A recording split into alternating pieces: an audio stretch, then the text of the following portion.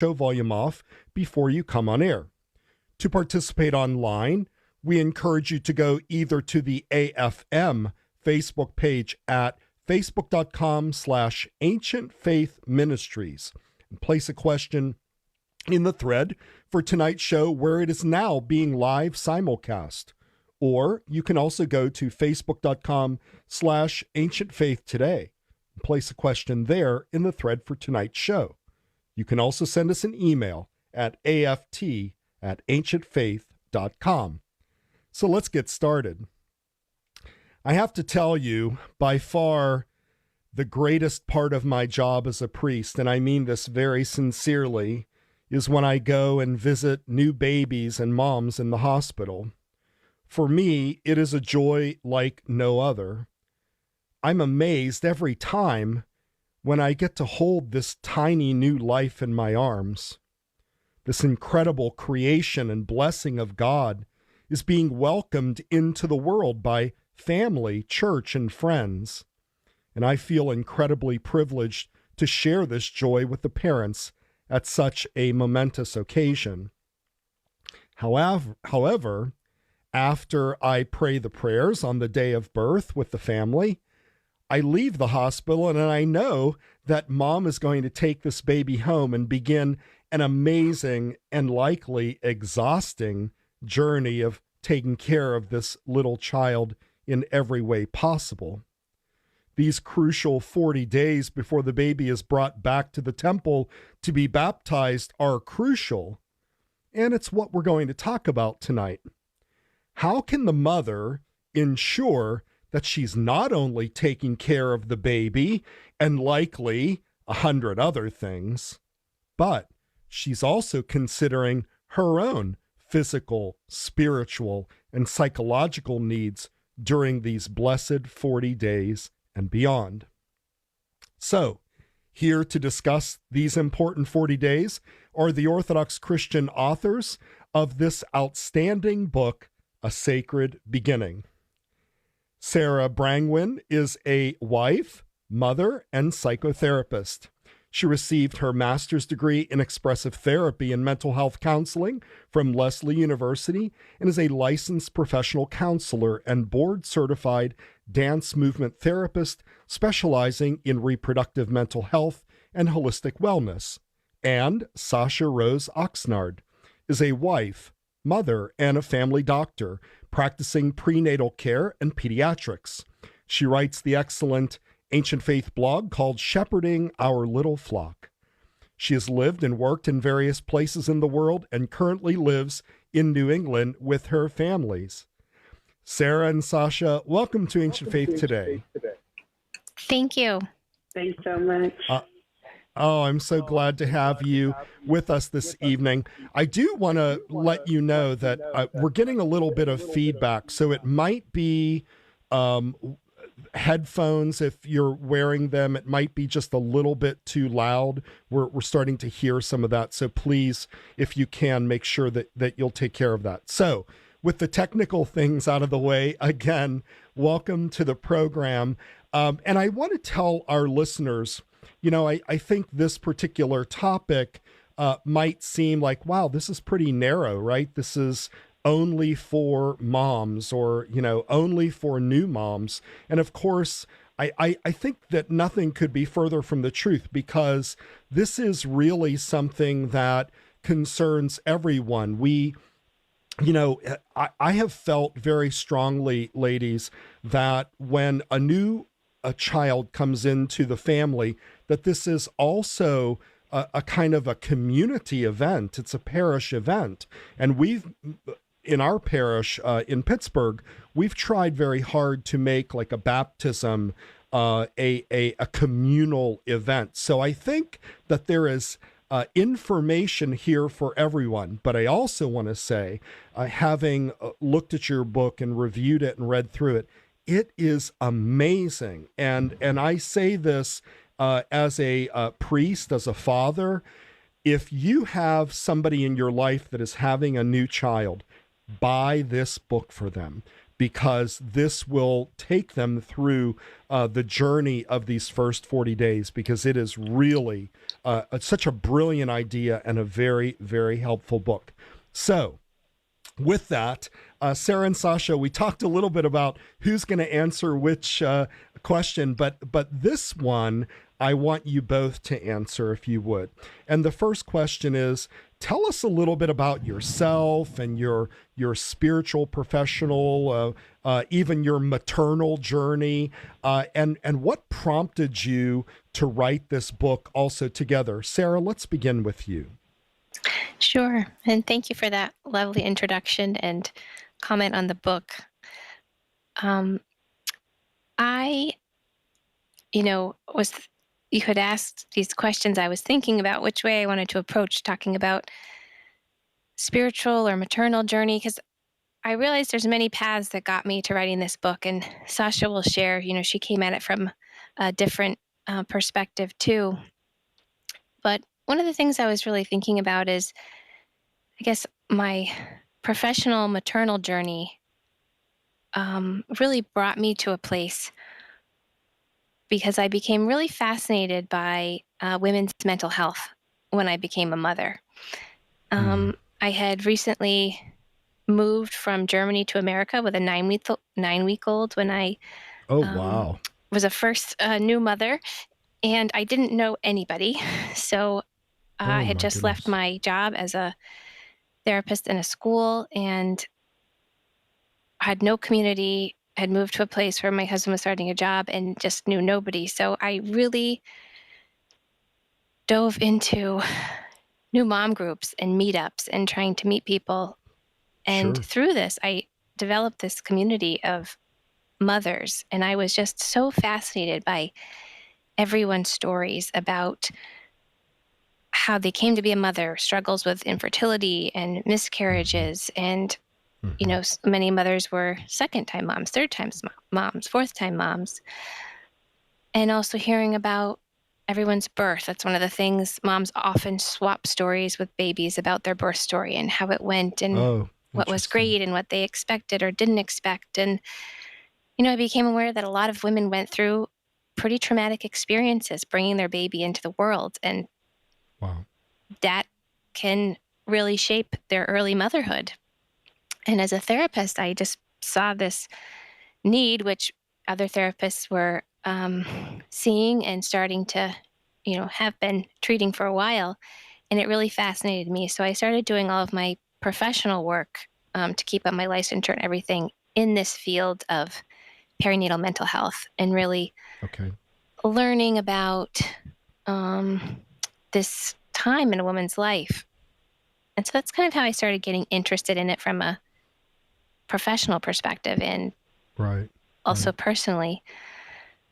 But I have wrote in the book as well, in the preface, that really I came to the book and writing after having my third child because I was just amazed at how much better I was doing with some experience and having learned so much the first couple times around. And I just felt so much better. I had had a pretty hard time with different aspects of each of my first postpartum recoveries. The first time was really the big move and a major life change. And so I started to think, and this is where Sasha and I joke and she might share how we talked about needing something in those early days to help through this time, and not just help with how much babies should be eating or how to get them to sleep, but really talk about how do we get ourselves through this? How do we handle the emotional ups and downs? And as Orthodox Christians, we know that all of these things are influenced and held in our spiritual lives, and that we go to the Lord to help us with these things, or we don't, and we end up really struggling and feeling really far away from our spiritual center, from God, and feeling adrift and alone. And so how do we manage all of this when we're going through so much transition in our life with a new child? And so that's really where we kind of came at writing this. Thank you for sharing that, because I do find it fascinating, and of course, as one who looks on this with tremendous awe, we have three daughters. They're older now, and I used to kind of joke with my wife. I said, "Oh, come on," and it truly was a joke, and I hope she knows I was joking. I said, in the old days, they used to the women would go out on the fields and work, and then they'd just kind of squat down and have a baby and get back to work, but I think the reality is this is sort of like a life-changing experience that the mom is going through. And I've noticed over the years, over my 21 years of the priesthood, visiting new moms, dozens and dozens of new moms, to see how they react differently and how they react differently after each subsequent birth. I find that incredibly fascinating. So I love that you mentioned that, how it got a little bit easier as you went on. Sasha, tell us a little bit about yourself and your journey, and I would like to hear how the both of you came to write this book together. Yeah, great. It's so fun to get to go second, because I get to sort of reflect on all the things Sarah said. And I just had this moment of reflection that I think we had no idea what the other person's book was. When we sort of started talking about this, I think we came at it from such different angles. And I wonder if if we'd known the book the other person was thinking of, if we'd end up doing it together. And I'm so glad we did. It's been such a blessing in my life to do this book and to have this chance to work with Sarah, and it's been such a blessing for our friendship and all sorts of things. But, I definitely came at it from completely nothing to do with my work. I had no sense. It was so funny in the beginning. Sarah's husband said, "You guys are such a good team for writing this book." And I thought, What does a doctor have to do with anything? This book, I didn't think about it at all from that perspective. For me, the original book that I had in mind was actually none of my own words, was, just like almost a scrapbook of icons and lives of the saints and quotes from the Holy Fathers. And basically what I had felt like I really missed in my first two postpartums and gearing up for my third one at the time I was thinking about this, was connection with the church. And I even, in our parish, it's quite strictly enforced that you don't come back for 40 days, and right. I asked my priest, he asked the Metropolitan said, no, you can't, stay home, rest, whatever. Yeah, sure. And I really struggled with it, because, I was going out to Sunday brunch, something I never did in my life because I always go to church on Sunday. But we had my mom, taking my kids to church, and my husband and I went to Sunday brunch, and I thought, this is not right. And I worried about, just growing spiritually dull and growing farther from the church. And so, in our original first conversations around this, it was, I was really pushing for, we would have like lots and lots of quotes. And then Sarah was talking about breastfeeding support. And I was like, well, that feels weird. It's just very funny how things sort of shifted and molded. And honestly, much more to Sarah's original viewing of the book, but something that I still feel like is such a spiritual guide. And so, it's been a wonderful journey. And even just listening to Sarah talking about, what brought her to the book, it really was, we really had different visions of it. And I think in the end, whereas I couldn't imagine a quote from the Holy Father next to, I don't know, healing your postpartum body, that just felt so strange to me in the beginning. And now it just seems to make so much sense. And I think that that's actually me coming a long way in my own spiritual journey of writing this book, just recognizing that, we're not spiritual and then body. It's one thing, and it's part of the same thing. And, and it's actually very unnatural, right, in our fallen state, that we will be separated from our body. And so this, anyway, that's a little bit about how I came to it. And how did you all meet? Have you always been friends? Yes, Sasha and I grew up together in a parish. Okay. Yeah, in Massachusetts. We grew up there. and knew each other as children. And I'd say we really began to get close in our teenage years.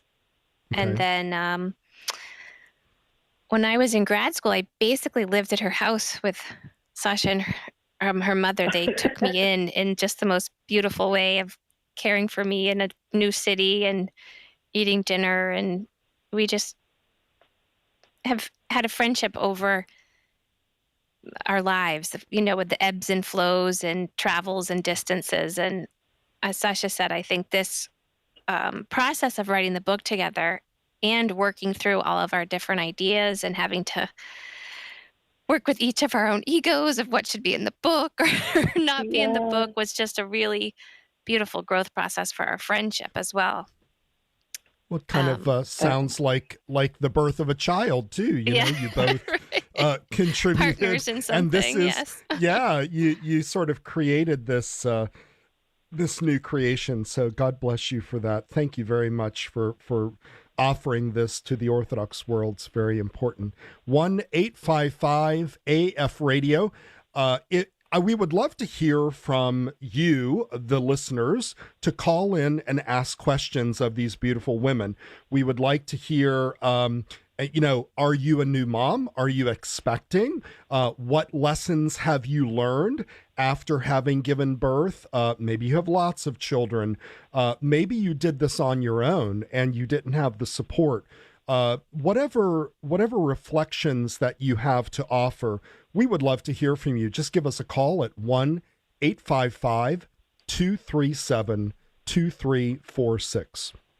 So, ladies, and again, I sort of feel a little bit unprepared to have this discussion because I'm a man, and it is a little bit difficult for me to sort of understand what a woman goes through during the process of pregnancy and giving birth and postpartum. What it seems to me, what I have observed, is that in our Western culture, everything seems to be focused on the physical aspects of the woman. We have that book, What to Expect When You're Expecting, right? And it's all about the changes in your body, and this will happen and that will happen, and then you'll want to eat this and don't eat that, and then whatever happens. But with the culture's focus on the physical aspects, I want to ask you specifically. You said that you did write a book on the spiritual aspects, but why is it important? Give us your pitch. In other words, as authors, as Orthodox Christian women, why is it important for the moms that are listening right now that maybe are pregnant or thinking about getting pregnant, or maybe they just gave birth? Why is it important to care for the spiritual aspects of this experience? Because it's one thing for me, the priest, to say, oh, you have to remember to say your prayers and you have to do this and you have to do that. But you're the moms, you're the experts. Tell us, what's the benefit? Why should they care for their spiritual lives? Sarah, I'm going to begin with you first. Sure. I have a few things, and I think Sasha might be able to say some important things about this, and she might want to share some golden rules. But I wanted to start by saying I'll join you, Father Tom, in that prior to having children, I also didn't know anything about what it would Oh, really be wow. like, and focused entirely on the physical aspects. So much Right. of becoming pregnant and being pregnant, it seems so much to be about the body and the changes and how the baby's growing and Mhm. the checkups and is everything okay with blood pressure and all of these things. And so I think you come into it even as a woman with so much being on the physical aspect.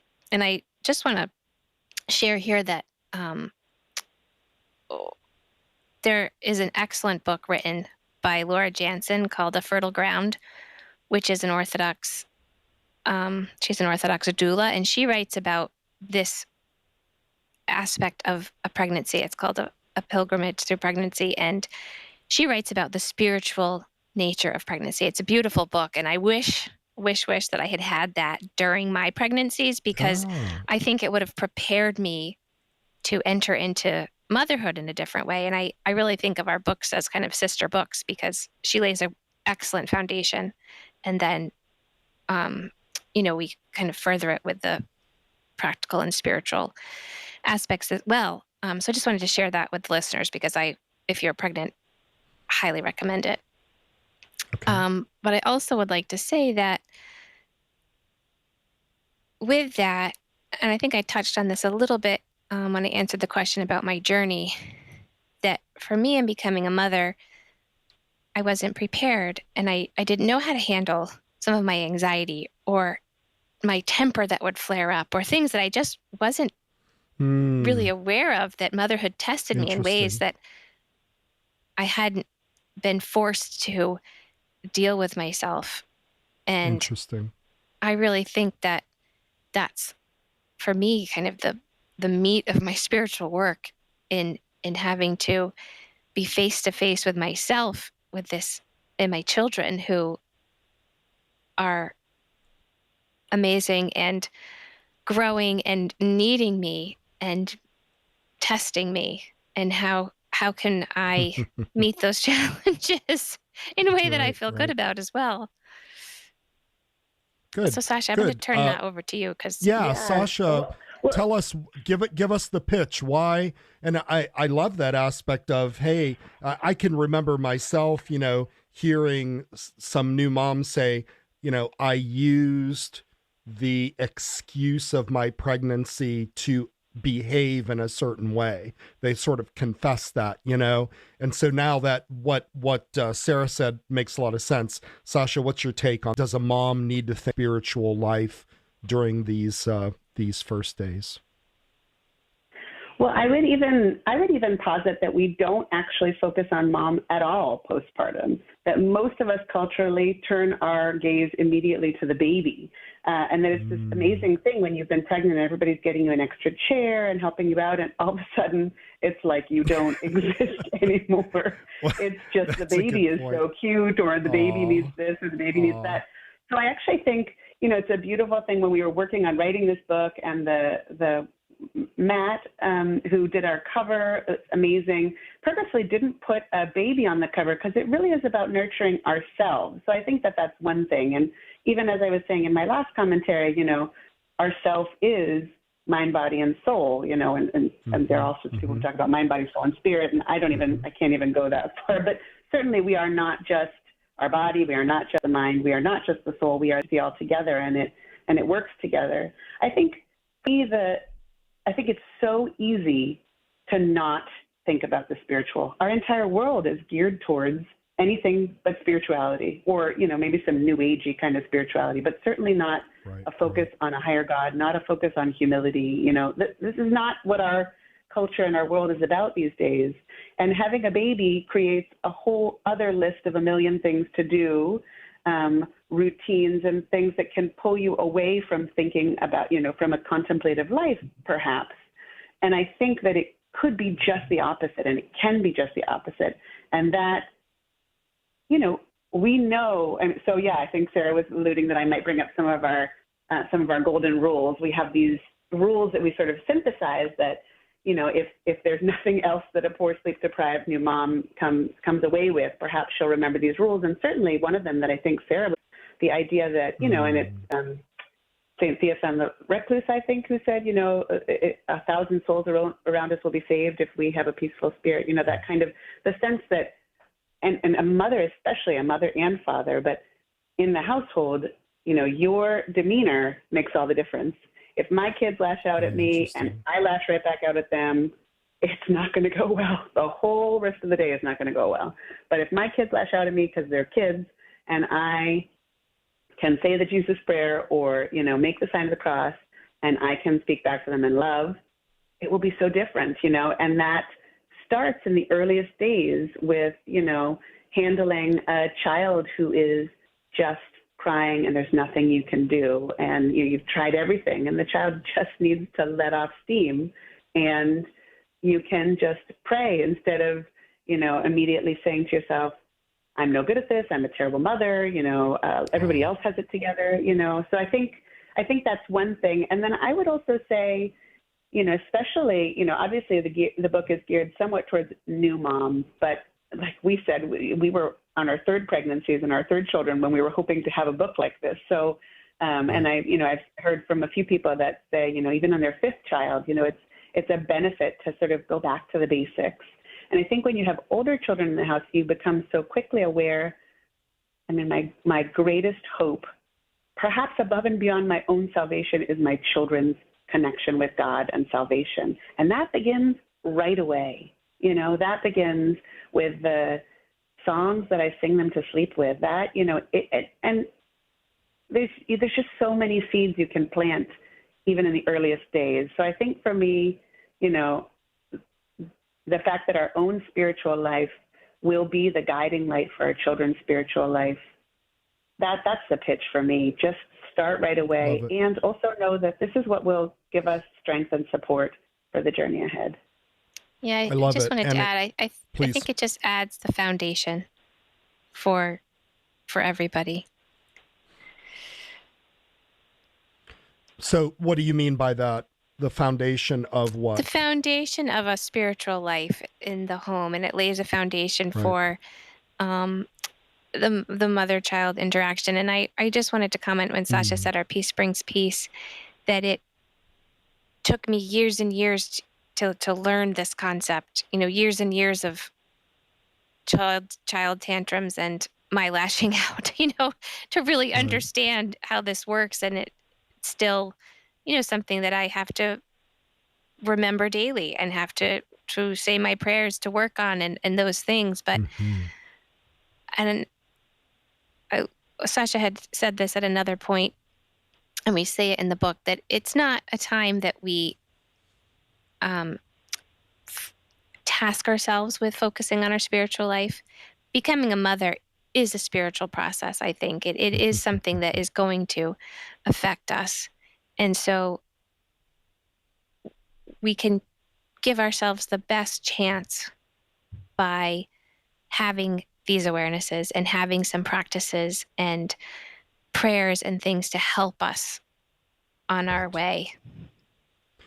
Well, what I love about your approach is this foundational understanding of the human person as, body, soul, and spirit, and for people to remember that we as Orthodox Christians don't have, often I think we're very tempted to compartmentalize our lives, right? So we have our family life, and we have our school life, and we have our adult life, and we have our children's life, and we have our quote unquote spiritual life or church life. And what this book does so beautifully is integrates all of that and makes it very clear that this is the natural Orthodox disposition, that even during the process of giving birth and, raising this new child from his or her very earliest days, we are contemplating our spiritual life. We are giving thanks to God. We are praying. We are, doing all of these things to ensure that we are reminded that we are Christians, that we are loved by God, and that, all of this is very important, and that we're just not focusing on the physical aspect. So thank you very, very much. Before we go to a break, we do have a caller. Ironically, it's from a man, not a woman. So Manuel from New York, welcome to Ancient Faith Today. You're on the line with Sarah and Sasha. Hi, how you doing, Father Tom? Welcome. How are you? Welcome. I'm doing great. Well, my question is, I know that some people, they wait like a really long time to baptize their children, and I'm not really sure why they do that, but what I wanted to know is when does the church prescribe that we should baptize our children? Ladies, do you want to field that question? And we could talk a little bit. I know we're sort of talking about the care of the mom and so forth, but these 40 days are leading up to that baptism, I assume. So do you want to talk about that? Yes, I'm sure, Father, you probably know best exactly. From my understanding, traditionally, once the 40 days has passed, the baptism can happen on that day. Sasha had mentioned that different parishes have different, I guess, rules or, strictnesses. So I know people who've been baptized at 4 weeks, or, I think it depends on the exact jurisdiction and priest and the needs of the family. But traditionally, I think it's on or after the 40th day, and as close to that as possible. Right.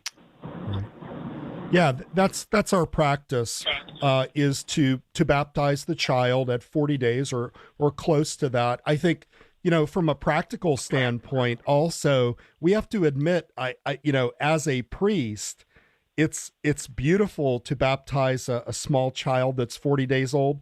But I'll tell you, when they come to you when they're 2 years old or 18 months old or 3 years old, it's very difficult. It is really a challenge. I mean, you'll always sort of try to figure out how to do that. But when some families wait too long, and there are, they may have different reasons why they do that. I think sometimes they're based on misperceptions or sort of, I would say, sort of misleading traditions to say, well, somebody died and therefore we can't have a baptism for a year or something like that. This is not in the best interest of the baby or the family or our tradition. Our tradition is to baptize the baby at 40 days old or close to there. Any other thoughts, ladies, before we go to a break? I mean, I would just certainly encourage people. I certainly know people that have waited 8 months or something like that. I can't imagine with an 18-month-old. That must be tricky. Although Sarah is the godmother of my 5-month-old, and he cried the entire time in her arms for Sarah while her 3-year-old was tugging at her. But I do think, the child needs to be baptized in order to take Holy Communion. And again, it's a very Orthodox thing. I know many other religions don't do this, but within the Orthodox context, communion is such an integral part of our salvation. I mean, here so many of us went through a period of time during this past year and a half where we couldn't take communion, and I don't know about anyone else, but it felt like a tremendous sadness for me. Even, that was something I missed terribly during those 40 days, after giving birth. So the idea that our child, as soon as they're baptized, can then partake of Holy Communion, for me, that was just always, I want them baptized day 40. Yep. That's a great point. Thank you for bringing that up. Manuel, anything else? No, that's all, Father. Have a good night. Thank you. All right. God bless you. All right. We're going to take a quick break, and when we come back, we're going to talk to the two authors of A Sacred Beginning. 1-855-AF Radio if you're a new mom, a new dad, if you're a grandma, whomever, and you want to talk about these especially these first 40 days and how we can support mothers and how they can support themselves. We would love to hear from you. We will be right back. Father Tom will be back in a moment. In the meantime, the lines are open at 855-237-2346. Don't go away.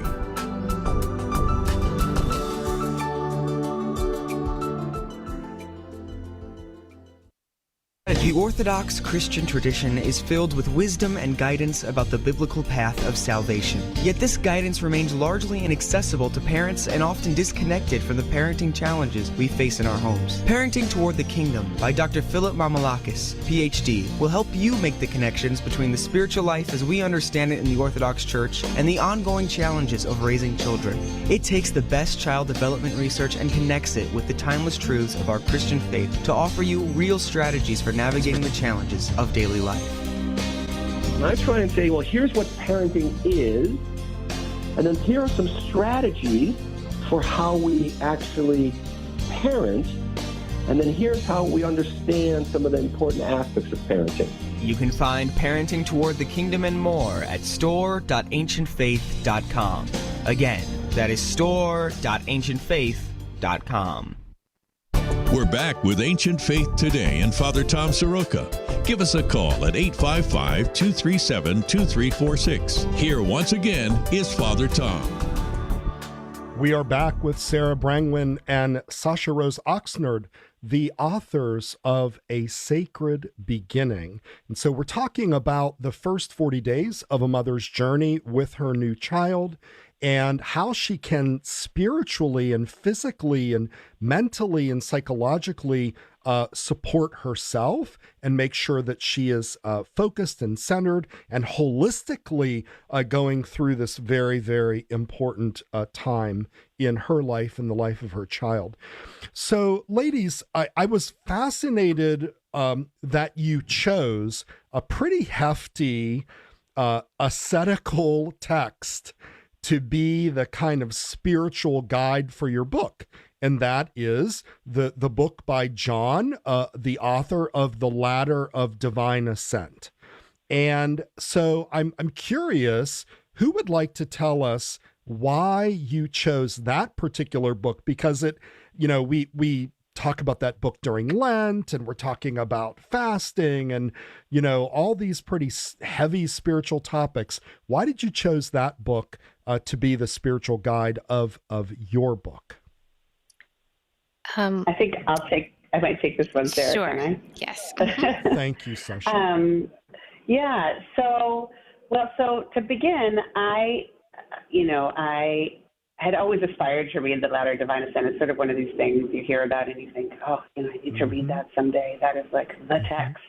Right. And then when Ancient Faith published 30 Steps to Heaven, Sarah, you always help me with the title, by Father Papa Vasilio, I think, is the name. I read it and I just devoured it. It was like The Ladder of Divine Ascent for people that are not monastics. And it just was I just so appreciated all of his perspectives. And I've read it maybe 5 or 6 times. I read it at least once a year.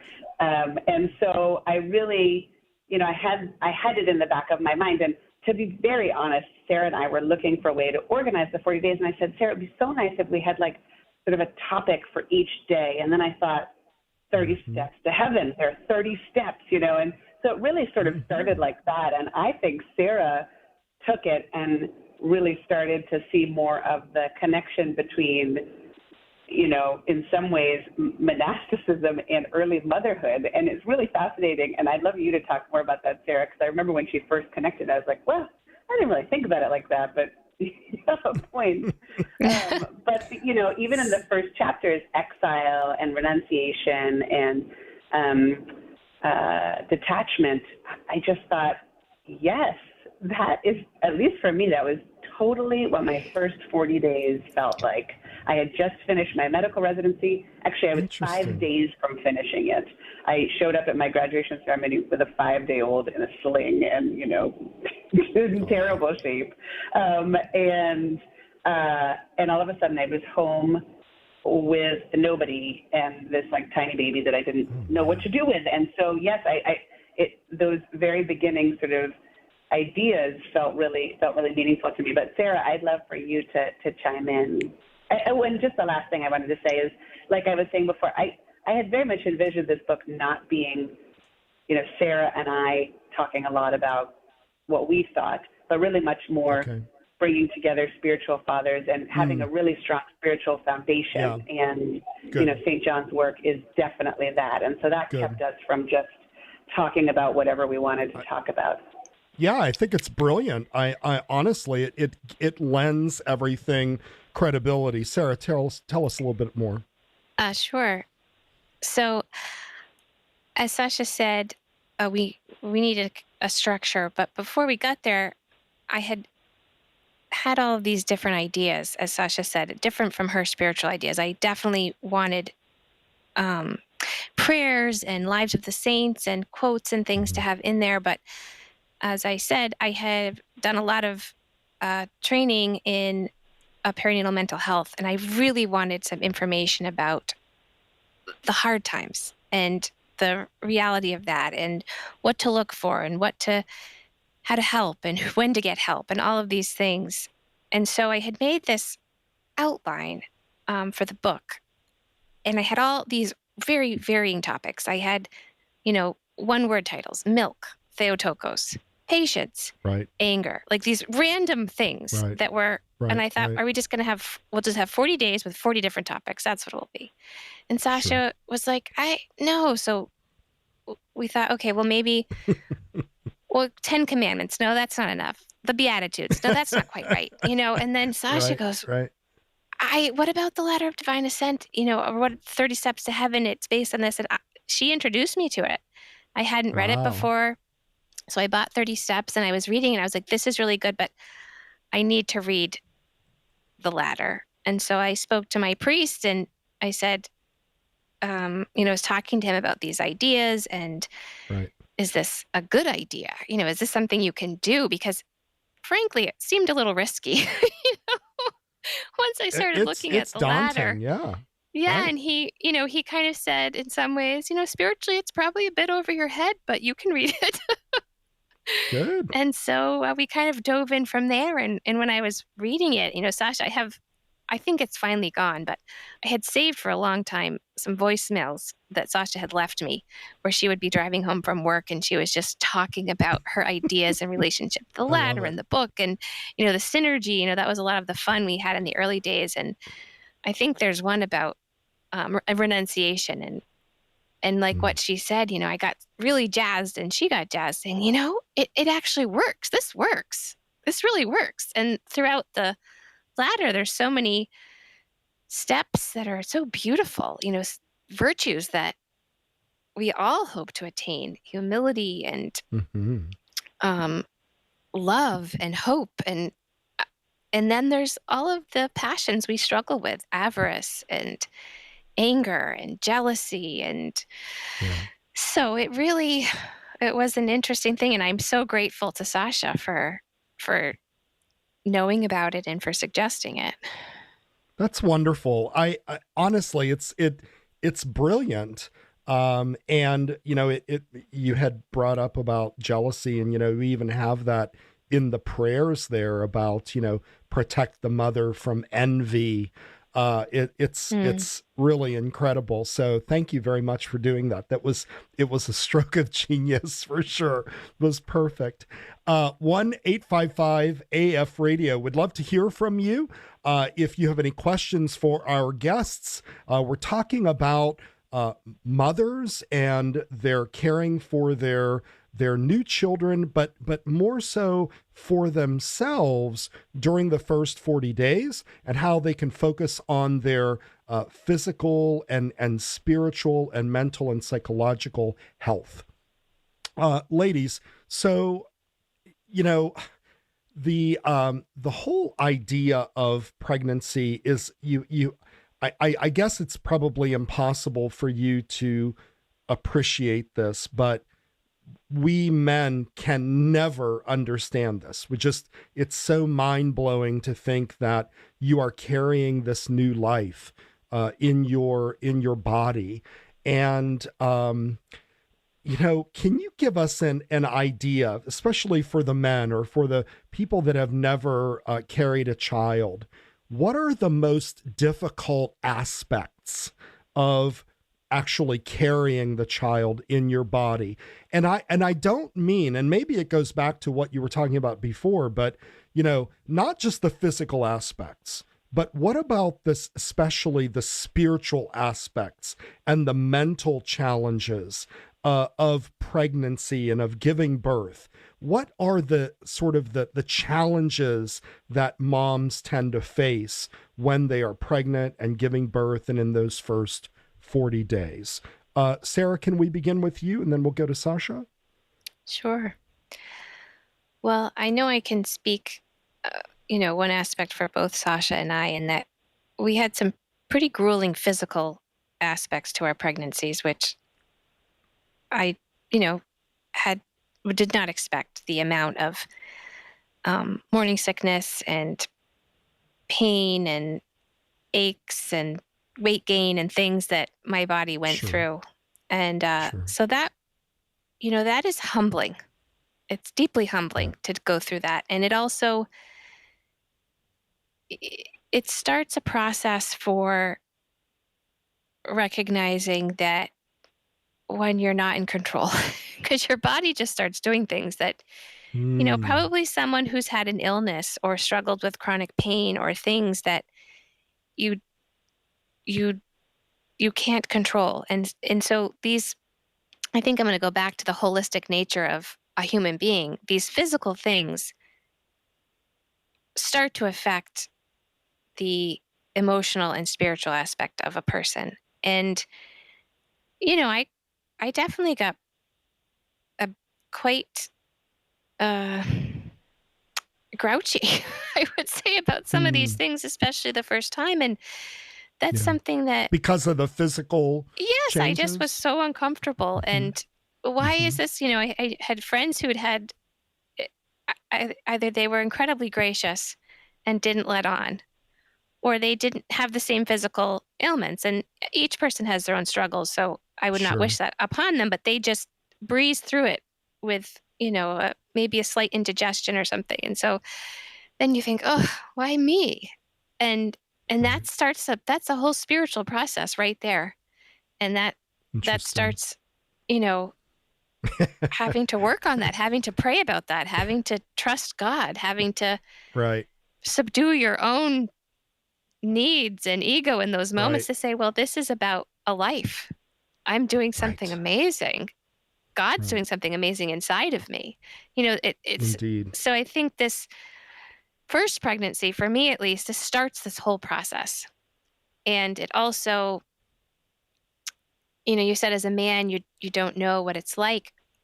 And right now, I'm not pregnant, and I almost can't grasp what it's like in those moments. That Right.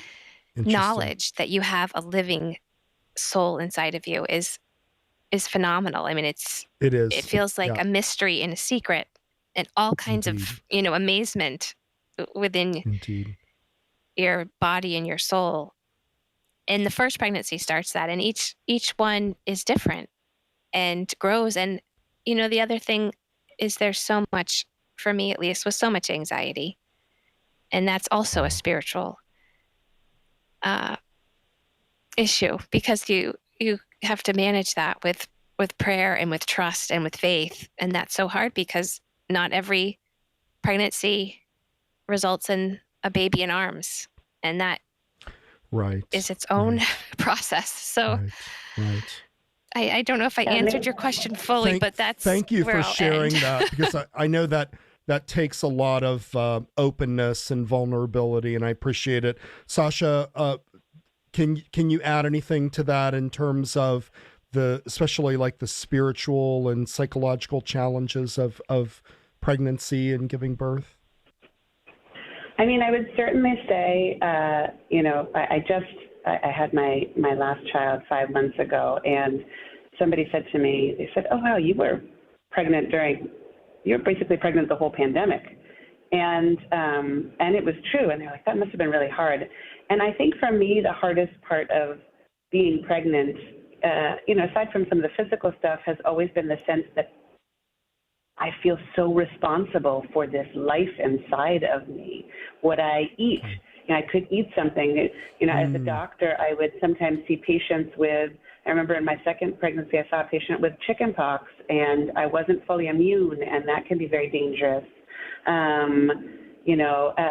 The faith, I think that that God, that you're not solely responsible, that God has placed this child into your womb, and I had several miscarriages before my last child was born. And I remember at the beginning of the pregnancy with him, I didn't feel as sick as I normally did. And I had so many calls on the phone with Sarah. And Sarah, you just hear you say the babe in arms. I remember you so clearly saying to me, well, we don't know if this is going to end up with you with the baby in your arms. And thanks to God, it did.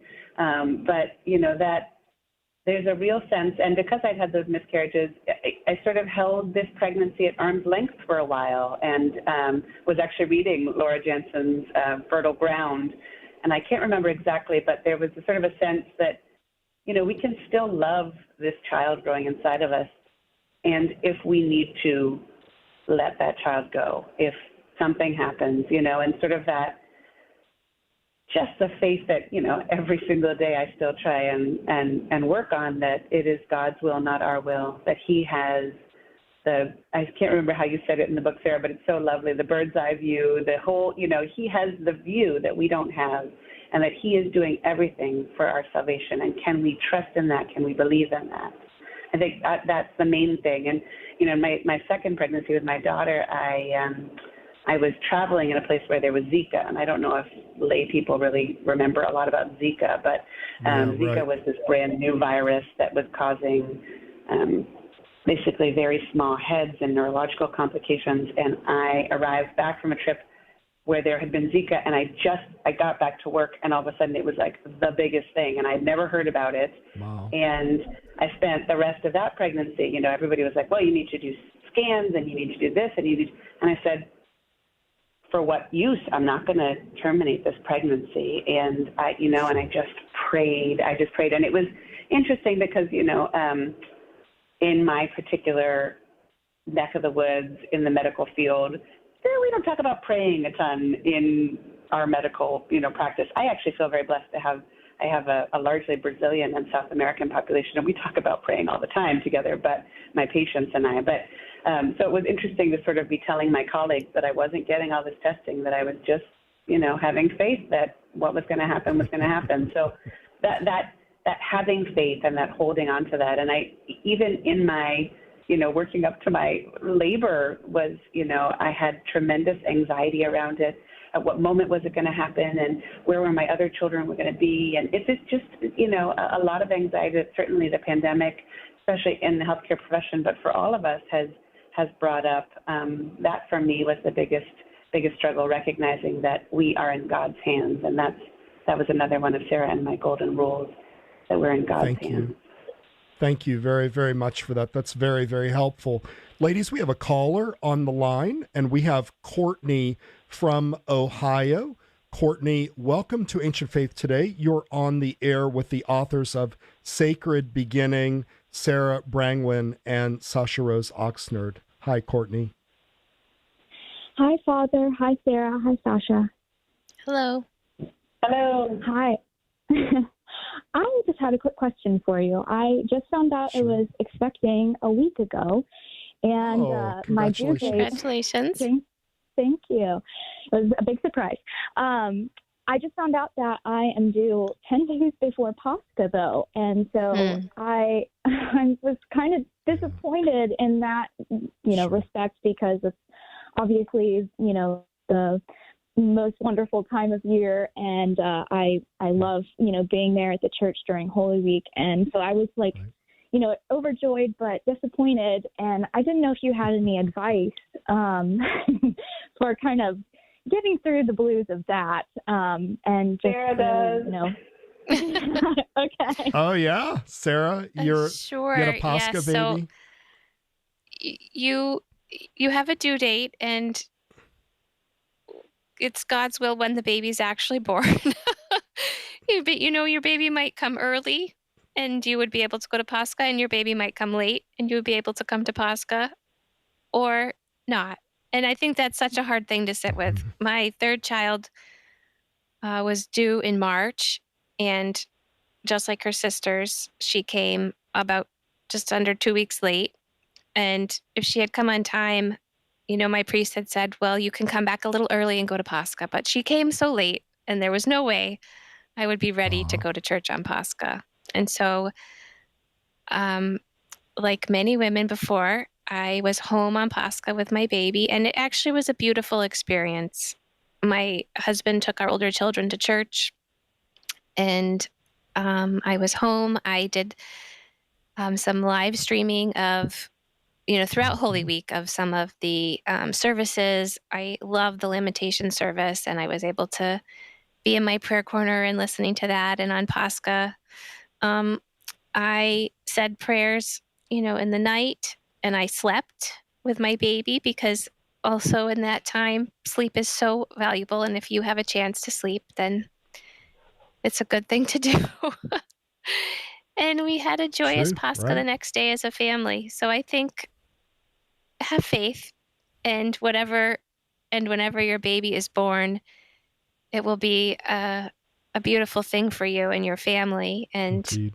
to pray and to connect and do the things that, make it feel like Pascha to you, even if you're not able to be at the services. Right. Sasha, anything else?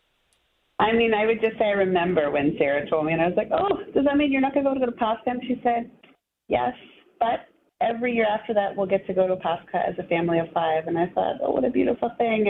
And I would agree. I mean, I think one of the biggest lessons I learned throughout writing this book is that there's so much more to my spiritual life than going to church on Sundays. I feel like I haven't touched on that very much, but just the fact that our spirituality is lived out in every single moment, and you'll still be able to do all sorts of things even though you're not going to church, and you'll still be able to, dye red eggs and listen to the music that you want to, or do a Psalter group during Great Lent, or whatever it is that you choose to do and that fills your soul during that time. You can still do all of that. And it's just 1 year, and then you'll get to go as a family to Pascha the next year. So I remember her saying that and thinking that was a really beautiful thought. Yeah. And probably physically you're feeling different than you will in 9 months. And you may be, you may be making decisions based on, how tired you are or how able you are. So I couldn't add anything more to what these beautiful women said, that, whatever God's will is, give yourself over to that. And God will provide, by the way, God will provide a way to give you a very memorable Pascha. I guarantee you that. It will be something that you'll never forget. I promise you that. Okay, Courtney, anything else? No, that's it. Thank you so much. That really helped. All right. God bless you. All right, ladies, we're at the end of the hour. It flew by. I want to ask you a real quick question here before we go. How can new parents be supported, like especially the mom, the dad, but I would say like the mom more? How can the new fathers support the new mom? How can parishes, family, friend? What's the most important thing? Because sometimes like we don't know what to do and we don't know what you need. So tell us what you need before, during, and then postpartum. Sarah, we're going to begin with you, and then Sasha will end with you. Sure. And I would say postpartum, the things that are so important are the practical help. Food, help in the house. Families have all different ways of managing their households and who does what. And if it's a traditional house, then often the mother is the one doing a lot of the housework and the cooking. And when she's recovering, she needs help with that. And fathers absolutely are going through so much and having emotional changes and having a child and the changings in their wife. So they need help too, but they can help with the practical stuff. I think giving permission, the church gives us this time for rest, a permission to stay home and not worry about everything, that it's really great that if the community can support that by the practical help of meals and helping with cleaning or holding the baby, or those are the things I think that can be so helpful. Sasha? Indeed.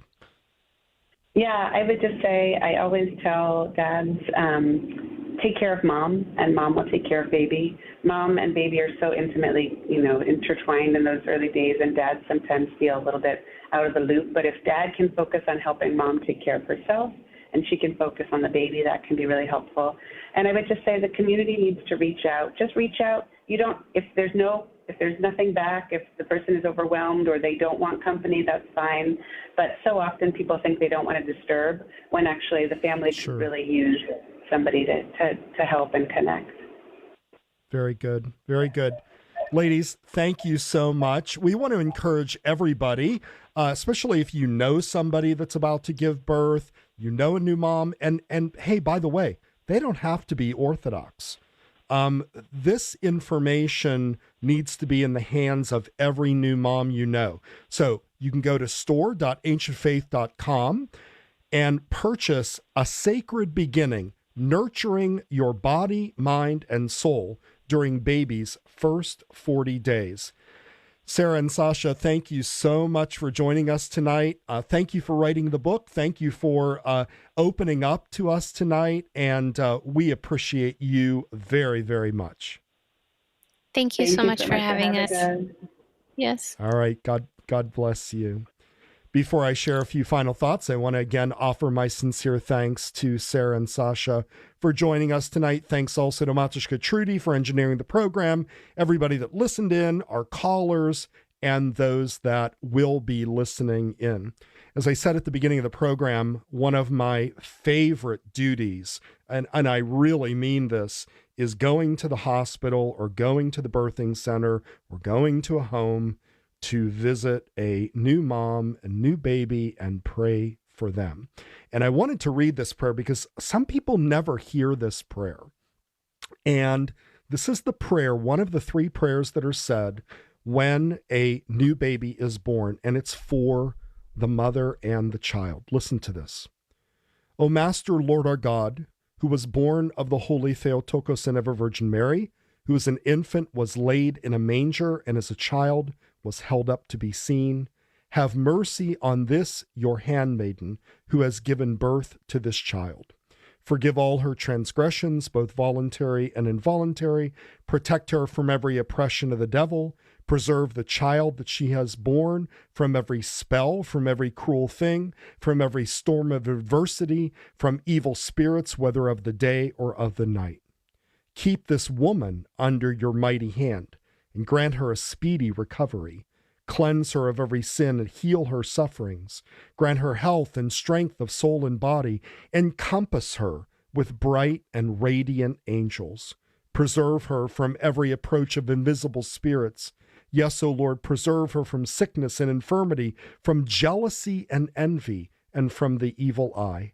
Have mercy on her and on this newborn child, according to your great mercy. Cleanse her bodily afflictions. By your quick mercy, lead her to recover in her humbled body. Grant that the infant which has been born of her may worship in the holy temple which you have prepared for the glorification of your holy name. For to you are due all glory, honor, and worship, to the Father, and to the Son, and to the Holy Spirit, now and ever, and unto ages of ages. Amen. And that's our show for tonight. Remember to like us on Facebook at facebook.com/ancientfaithtoday. Share out our program after that's posted. Give us your feedback and contact us with any ideas or topics that you might want to hear about. Join us next Tuesday evening for another edition of Ancient Faith Today. Good night, everybody.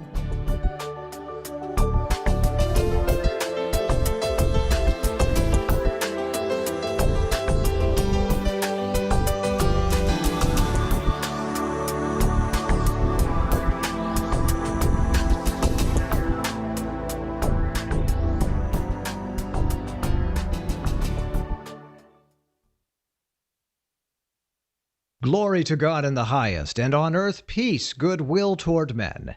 This is Ancient Faith Radio, your Orthodox Internet connection. Ancient Faith Radio is made possible by our